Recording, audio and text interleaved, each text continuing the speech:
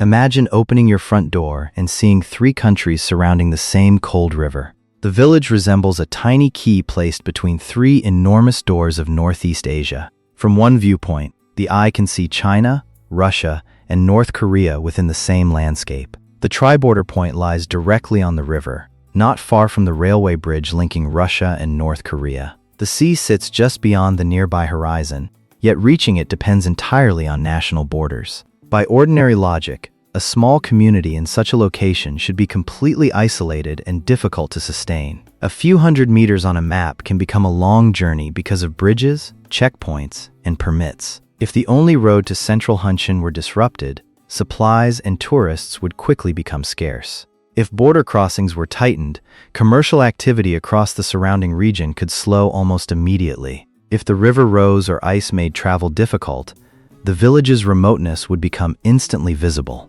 Yet every morning, cooking smoke still rises, and residents still open their doors to a new day. Tour buses still arrive to see international politics appearing directly across the water. The border closes certain paths, yet transforms remoteness into a source of income for the community. This is Fangchuan, a Chinese village beside the meeting point of Russia and North Korea. It faces distance, border controls, and changes beyond residents' control in a long, continuing struggle. Fangchuan belongs to Fangchuan, an eastern Jilin city within a region shaped by long-standing Korean culture. Generations of residents have preserved the architecture, cuisine, and customs of China's ethnic Korean community. South of the village flows the lower Tumen River, the waterway shaping the entire border landscape. The river begins deep in the continental mountains before flowing eastward toward the sea. What began as natural terrain gradually became a line dividing sovereignty through the course of history. Near its mouth,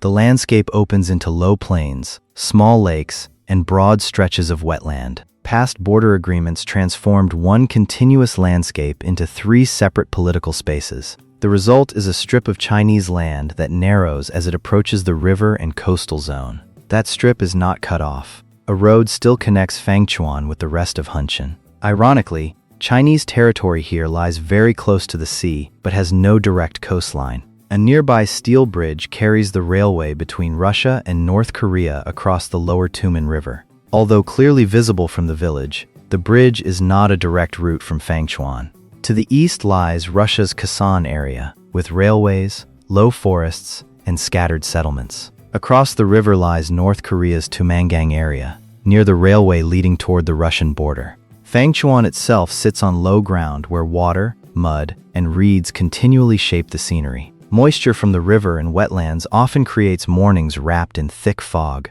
Winter brings cold winds, frozen ground, and drifting ice moving along the river. Within this environment, residents preserve low-roofed homes, broad courtyards, and communal routines. The village formed where farmland, a road, and the river created rare conditions suitable for settlement. In Fangchuan, geography is not merely scenery, it determines almost every human choice. The first adaptation was clustering homes near the road on slightly higher ground above flood-prone areas. Residents learned to check water levels, wind direction, and road conditions before every journey. The road to Fangchuan became the main lifeline to schools, hospitals, markets, and warehouses. Fuel, food, and construction materials all arrive through carefully planned vehicle deliveries. Small gardens around each home help families use the brief warm season and reduce some dependence. Local culture gradually became an advantage as outsiders sought an authentic border village experience. Tiled roofs, stone courtyards,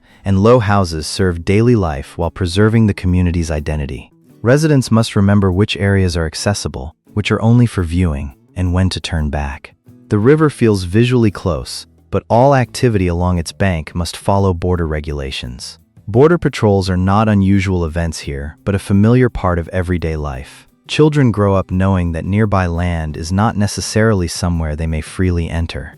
Instead of crossing the border, residents learn to create value from simply being able to see it. Guest rooms, meals, and local stories turn visitors' curiosity into tangible household income. Food, local products, and handicrafts bring cultural life into the tourism economy. Yet most outdoor activity still depends on fog, heavy rain, snow, and the tourist season. What once made the village seem remote gradually became the reason outsiders wanted to visit. Some homes were converted into accommodation while preserving their traditional architectural form. Working with tourism companies helps residents share costs and reach larger groups of visitors. The border is no longer only a barrier. It becomes a stage for telling the local story. The small key survives by holding tightly to home while connecting with the world through permitted routes. As exchange increased, the border had to be managed through many layers rather than a single fence. The river, boundary markers, patrol roads, checkpoints, and records form one unified system. Elevated observation points let visitors see the full landscape without approaching sensitive areas. Wooden walkways guide people across wetlands while limiting damage to the ecosystem beneath them.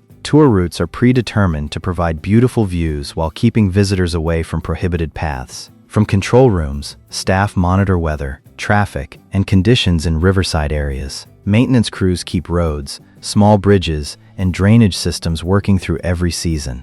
Buses and tour groups are scheduled so the small village is not overwhelmed at one time. Local authorities coordinate transport, tourism, security, and environmental protection within the same narrow area. Inside the village, lodging, food, and transport services grow around seasonal waves of visitors. Beyond the village lies Fangchuan's network of border crossings, where people and goods actually move internationally. Some corridors lead toward North Korea, but only through controlled checkpoints, not freely along the river. Other routes connect Fangchuan with Russia by road and rail, serving different transport flows. Each checkpoint manages a specific bilateral relationship. The three-country location does not create one shared gateway. Goods cannot simply take the shortest route. They must follow the route permitted by law. Before leaving the country, every shipment must declare its contents, origin, and destination. Inspectors check seals, cargo compartments, and whether the physical goods match the submitted declaration. Food, animals, and agricultural products may also undergo quarantine to prevent disease crossing the border. A delay at just one stage can force drivers, warehouses, and delivery schedules behind it to change. Border tourism follows another system focused on observation, cultural experience, and domestic travel. The railway bridge in view serves Russia and North Korea despite lying close to China's observation point. Fangchuan can watch that transportation flow but does not directly control or participate in it. Even so, changes in nearby corridors indirectly affect visitor numbers, goods, and economic expectations. The control system divides a seemingly continuous landscape into routes with different functions and permissions. Fangchuan's key has meaning only when every surrounding door operates according to its own rules. From a distance, a river border seems simple, water in the middle and territory on each side. But water never stays still. Channels shift, sandbars appear, and riverbanks can erode. Legal borders therefore rely on agreements, coordinates, and markers rather than following every ripple. After each flood season, sandbars may change shape, but authority does not automatically move with them. Technicians regularly inspect banks, structures, and markers to detect changes before they become problems. Wetlands act as a buffer, absorbing part of the water when the river rises. In winter, drifting ice can strike banks and bridge piers, forcing structures to withstand constantly changing pressure. The shape and height of a bridge also affect which watercraft can pass beneath it. From here, the river continues through the Russia-North Korea border area before opening toward the sea. China lies close to the river mouth, but geographical proximity does not create automatic access. In border geography, the nearest point is rarely the most convenient or legally usable route. A trade route exists only when roads, bridges, checkpoints, vehicles, and procedures form one complete chain. A shipment usually begins at a warehouse in Fangchuan rather than inside Fangchuan itself. There, goods are consolidated, sorted, and loaded for the transport route they will use. Declaration data must reach the controlling authority before or alongside the vehicle carrying the shipment. Only when the documents match, the goods may the vehicle move to the next inspection stage. After all procedures are completed, trucks or trains may finally cross the national boundary. From there, responsibility passes to the road or rail network on the other side. Returning goods follow the same chain in reverse, making the border a two-way filter. Every minute lost at one link can spread into hours of delay across the entire transport route. For travelers, passports, visas, and trip purpose determine which checkpoint they may use. A tourist standing in Fangchuan remains inside China, even while seeing two other countries ahead. Binoculars shorten visual distance, but they do not shorten the procedures required to cross a border. Train sounds can travel across the plain, making international movement seem to occur just beyond the courtyard. Residents gradually develop an invisible mental map of distances they may and may not cross. Patrol roads let border forces quickly reach remote river sections far from settlements and difficult to observe. Cameras, radios, and monitoring stations allow a small staff to watch a much larger area. Weather forecasts help determine when to open visitor routes, maintain roads, or restrict riverside activity. Water level sensors detect changes earlier than human eyes, especially during prolonged rain. When risk rises, information must reach villagers, drivers, tourism staff, and patrol teams at the same time. For local businesses, the number of arriving tour buses directly signals how many meals and rooms to prepare. One busload of visitors can simultaneously create work for cooks, guides, drivers, and hosts. An empty parking area, however, predicts vacant rooms and food that may remain unsold. Relations between countries can shift tourism demand even when nothing inside the village itself changes. Changes in regional transport also appear in prices, delivery times, and product availability inside local shops. Every new bridge or upgraded road raises hopes for more visitors and greater movement of goods. Yet the three doors around Fangchuan never open equally or serve the same purpose. The small key cannot open anything alone. It still depends on the gatekeepers on every side. A special location creates only potential. Infrastructure, rules, and demand decide whether that potential becomes value. Only when regulations permit movement does the map become vehicles, occupied rooms, and flowing trade. Economic opportunity carries a clear price. Residents cannot travel in every direction they can see. A place extremely close in a straight line may require a long detour through a distant checkpoint. During emergencies, most specialized services still have to travel from central Fangchuan. Heavy snow and icy roads can lengthen that journey exactly when residents need help most. Heavy rain does not need to flood the village. Damaging one road section may be enough to disrupt life. Tourism income rises during good seasons, but can fall quickly when weather turns cold or visibility disappears.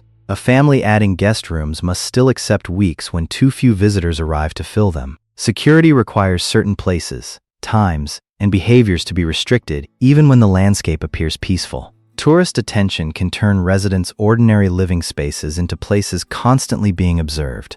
Young residents must choose between staying for tourism work and leaving for more stable employment. Local business plans can be overturned by control decisions made far away. Dependence on one main road means any bottleneck can affect the entire village. The wetlands around Fangchuan are highly sensitive to waste, noise, and uncontrolled construction. If visitor paths expand carelessly, breeding grounds and bird migration routes could be fragmented. More visitors mean more wastewater, packaging, and waste management demands for a very small community. Culture can produce income, but it risks being simplified into performances designed only for tourist expectations. A lived-in home is not the same as a model created solely for visitors to photograph. Maintaining an attractive destination also requires money to repair homes, roads, and public landscapes. The border's silence is a tourism asset because that emptiness creates the place's unusual atmosphere. But when silence lasts because visitors disappear, the same asset quickly becomes an economic burden. Fangchuan's strategic location brings more investment while also creating greater oversight than an ordinary village. Rumors about the border can cause cancellations even while village life remains completely normal. In a small community, only a few canceled buses can affect most local businesses. The key turns only when transport, policy, weather, and demand temporarily align. The true cost of this unusual location is living with conditions residents cannot decide for themselves. Imagine a week of heavy rain arriving just as transport controls suddenly begin moving more slowly. Water spills over drainage channels, roadside soil softens, and vehicles reduce speed to avoid accidents. One inspection station extends its procedures, disrupting the schedules of many vehicles behind it. Tour companies cancel trips because of poor visibility and fears that visitors may be stranded on the return journey. In Fangchuan, a parking area once full of people holds only rainwater flowing across empty spaces. Prepared meals have no guests, while illuminated rooms remain empty because no one arrives. Food deliveries come late, forcing shops to divide supplies and prioritize essential needs. Families check fuel, dry food, and medicine in case transport remains disrupted. Freight companies redirect trucks onto longer routes, increasing both distance and fuel costs. Small increases on each trip accumulate into serious pressure for low-value goods. Far away, the Russia-North Korea train may still run, but that movement does not refill Fangchuan's parking area. Residents can see international activity before them while its benefits continue beyond their reach. This is not a major disaster, yet it reveals how fragile the village's new income source can be. Only a few disrupted days connect distant borders directly to kitchens, wallets, and household plans. Meanwhile, the Tumen River keeps rising, covering low reed beds and approaching patrol roads. Patrol teams increase inspections to find eroded banks, fallen trees, and water-damaged equipment. Construction crews work through rain, reinforcing road edges and reopening drainage channels blocked by mud. When the rain eases, the road reopens in sections and essential supply vehicles receive priority. The first tour buses return, moving slowly across wet pavement and newly reinforced slopes. Hosts reopen gates, kitchens relight, and silent rooms begin to hear footsteps again. Income does not recover immediately, but returning movement releases the village from waiting. The disruption shows that no wall must close. Many small failures can create the same effect. Fragility lies in a network where transport, weather, and policy can amplify one another. A distant decision or failure can change Fangchuan's atmosphere before residents fully understand the cause. When the three doors change position, the small key between them immediately feels their weight. After disruptions, the first response is reducing dependence on one income source and one tourist season. Small-scale farming, processed food, and handicrafts give families income beyond renting rooms. Winter activities use snow, local cuisine, and the cold border landscape to attract visitors. Advance bookings help hosts predict, demand, reduce food waste, and arrange transport more efficiently. Essential reserves are maintained, so the village does not face shortages as soon as deliveries are delayed. Drainage systems are cleaned regularly, while weak road shoulders are reinforced before the rainy season. Water sensors and short-term forecasts allow managers to close dangerous paths early rather than react too late. Emergency drills teach residents where to gather, how to help elders, and how to communicate during outages. Guides are trained to explain geography clearly without turning the destination into political sensationalism. Rules are explained at the beginning, so visitors understand limits on photography, movement, and riverbank access. Visitor routes and patrol routes are separated, reducing interference while making tourism safer. Raised walkways keep feet off soft ground, allowing reeds, water, and birds to continue moving naturally. Families document recipes, building methods, and inherited stories so culture remains more than a performance.